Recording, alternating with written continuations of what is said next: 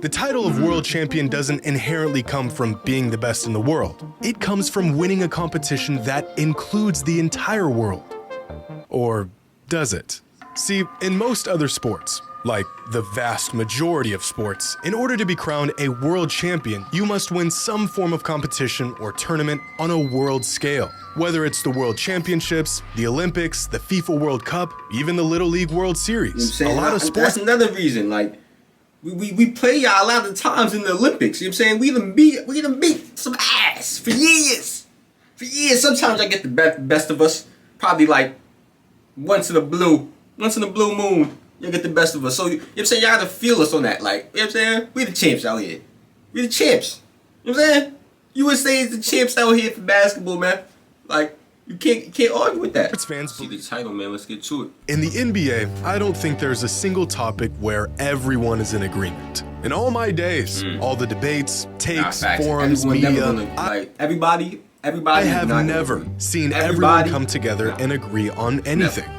Never. Until a few days ago. All thanks to this man. In a collective act unlike anything we have ever seen, NBA players have joined forces all to tell this guy he's wrong. The worst part, he might be right. I have to watch the NBA Finals, and they have world champion on their head. World champion of what? I mean, really excited to announce the sponsor of today. Get your money. Help to help Howard. I can truly exist in two different planes of urge. Not very often do the worlds of track and field and basketball converge. I would know. They're my two favorite sports, and they virtually exist in two different planes of reality. But a few days ago, the two sports collided, all thanks to one little interview that got blown completely out of proportion. So what better opportunity for me to blow it even more out of proportion? You see this guy right here? This is Noah Lyles. He's the fastest man in the world. And this past week, he pulled off the coveted triple gold at the 2023 World Championships, winning the 100, the 200, and the 4x100 relay, a feat that hasn't been pulled off on the world stage since 2016 by an athlete y'all may or may not be familiar with, named Usain Bolt. Yeah, Noah Lyles is really good. And after his historic week on the track, Lyles had some strong words about the idea of being a world champion and how some leagues use the title when they probably shouldn't. That hurts me the most is that I have to watch the NBA Finals and they have world champion on their head. World champion of what? The United States?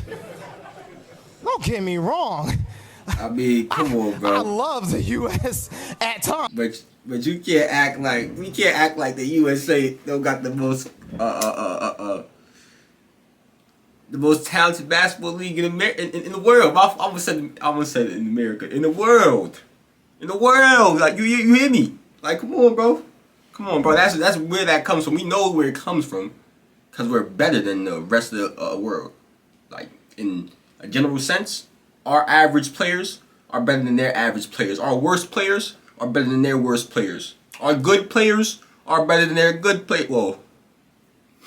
I ain't gonna lie. The good players look like it's a lot around the world. I ain't gonna lie. Giannis, Embiid, Jokic, Luka. It's a lot of, you know what I'm saying?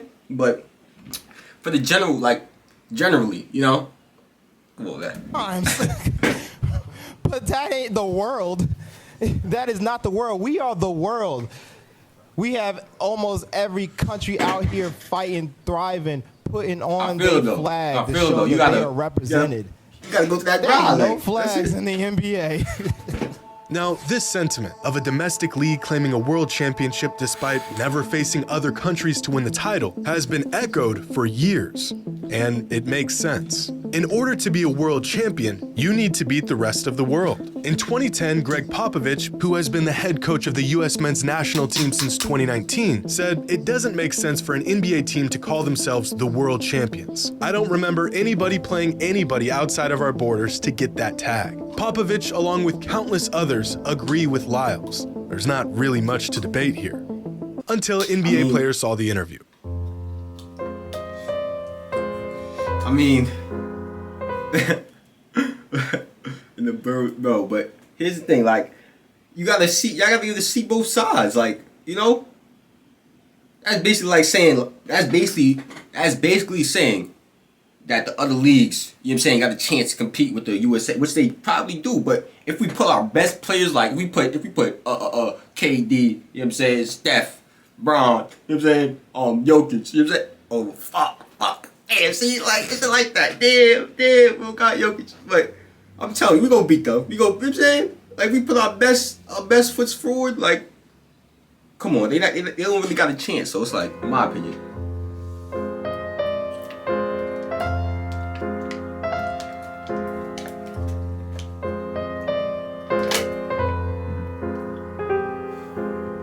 He said, whatever, I'm smoking buddy the 200. Nah, Aaron Gordon got it for that one. In the most unanimous voice of opinion I've ever seen in my 7 years covering the NBA, players across the league chimed in on the discussion. Kevin Durant, Devin Booker, Damian Lillard, Draymond Green, Aaron Gordon. The whole damn NBA pulled up to drop off their 2 cents about Noah Lyles' comments. Have you ever seen anything like this? This man had the whole league descending on him over a few words. Every single one of them in universal agreement that the team that wins the NBA Finals are, in fact, the world champions. And you know what? They're right. The team that wins the NBA Finals in any given season are the world champions. And here's why.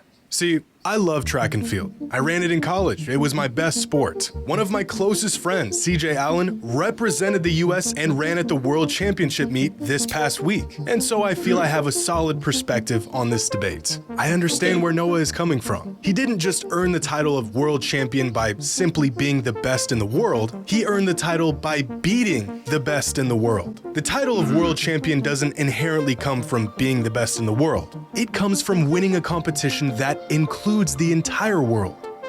Or does it? See, in most other sports, like the vast majority of sports, in order to be crowned a world champion, you must win some form of competition or tournament on a world scale. Whether it's the World Championships, the Olympics, the FIFA World Cup, even the Little League World Series. You know what I'm saying? A lot of sports. That's another reason, like, we play y'all a lot of times in the Olympics. You know what I'm saying? We done beat some ass for years. For years, sometimes I get the best of us. Probably like once in a blue moon, you'll get the best of us. So, you know what I'm saying? Y'all gotta feel us on that. Like, you know what I'm saying? We the champs out here. We the champs. You know what I'm saying? USA is the champs out here for basketball, man. Like, you can't argue with that. Sports fans believe the route to win a world title means I beating the rest of the man, world. And rightfully so. But when it comes to basketball, specifically the NBA, the best. I would disagree. They saying you the best, prove it. You know? Shit like that. That's the NBA, despite the word word national literally being in the name, is a league comprised of the best basketball players in the world. It isn't some second-rate league. It isn't a sport that's only played here in the States. It is by far the best basketball league on the planet. In fact, out of 537 active NBA players, 128 of them are international players. That's 24% of the league. The OKC Thunder have 9 international players from 5 different countries on their roster alone. Unlike a sport like American football, which is almost exclusively played in the US, basketball is a worldwide sport with leagues around the globe. The best players from every country all ending up in the NBA. Now sure, the NBA Finals isn't technically the World Championship by definition, but an NBA championship team is naturally the world champions since the league is home to the best talent in the world. Would it be anything more than a formality to send, let's say, the Denver Nuggets to Spain to play the Real Madrid basketball club, parade around the world to prove they are definitively the world champs? No. And yet, that is exactly what some NBA teams do. Since 1984, and held nearly every year since, a handful of NBA teams play exhibition games against international teams. And since 1984, there have been 178 of these NBA team versus international team games. Of those 178 games, NBA teams have won 161 of them. You know what I'm saying? NBA like teams we're beating our motherfucking ass, nigga. Like, I'm just saying, bro. I'm just saying. How can you say I'm not the world champs and the world champ? Like, look, you how can you say we're not the world champs and this is the world championship record? Damn near. nigga. We whooping your ass. Shut the fuck. Like, come on, bro. Like, not even being like that, but shut the hell up. What y'all talking about? What y'all talking about? Don't make us come out there. Don't make us come out there and really show y'all how we get down. You know what I'm saying? On this basketball court, man. We get different over here. I ain't gonna lie, man. Come on, bro. In percentage against international teams over the last 4 decades of 90%. In fact, the NBA's record against international teams over the last 42 games is 41-1. Look at this. The Blazers were one of the worst teams in the league last season, won only 33 games. I would know, unfortunately, they're my team. Last October, they faced this team, a team out of the Israeli National Basketball League with a name I won't even try to pronounce. And the Blazers blew them out by 53 points. Here's another game from last season where a ragtag OKC Thunder lineup played a game against the team. There are those select few leagues. I think the Euro League. There's a few leagues that are very competitive and talented. You know what I'm saying? That will give the NBA a run for their money. You know, but at the end of the day, you know, we will come out victorious. You know, like more times than not, we're gonna come out victorious.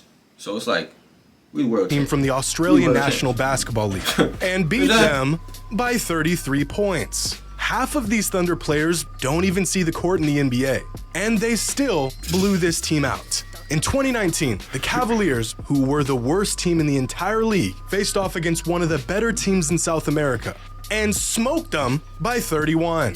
This Cavs team was the worst team in the entire NBA, and they still ran a premier international team out of the building. Just look at these results from past games.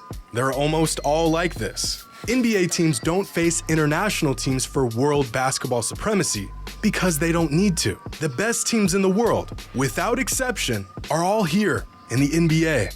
If there was a world tournament for every pro basketball team to have a shot at winning a world championship, the last team standing would just be NBA teams. And then we just added a whole bunch of steps to what we already know as the NBA playoffs. But you don't even have to look into international. It'll be like the March Madness.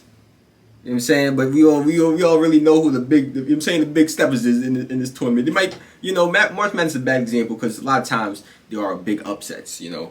There are big upsets in March Madness, so that's a bad example. But y'all know what I'm saying, man. You know what I'm saying? Competition to see how the NBA is a worldwide league.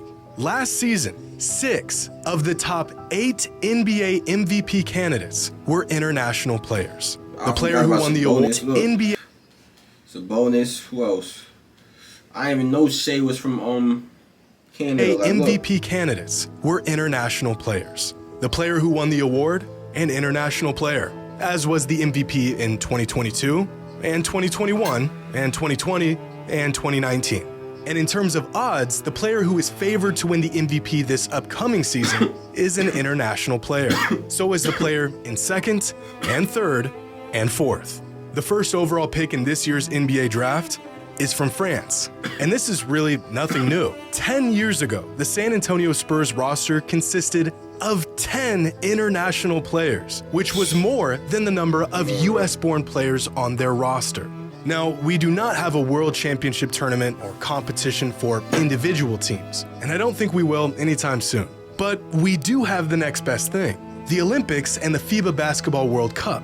And you don't need to be a fan of basketball to know how these games play out. In 1992, the USA men's national team began filling their roster with professional players from the NBA as opposed to amateur players like they did in past years. This is what led to the inception of the Dream Team. And since 1992, the US men's basketball team has played in 15 world basketball tournaments. That's both the Olympics and the FIBA Basketball World Cup.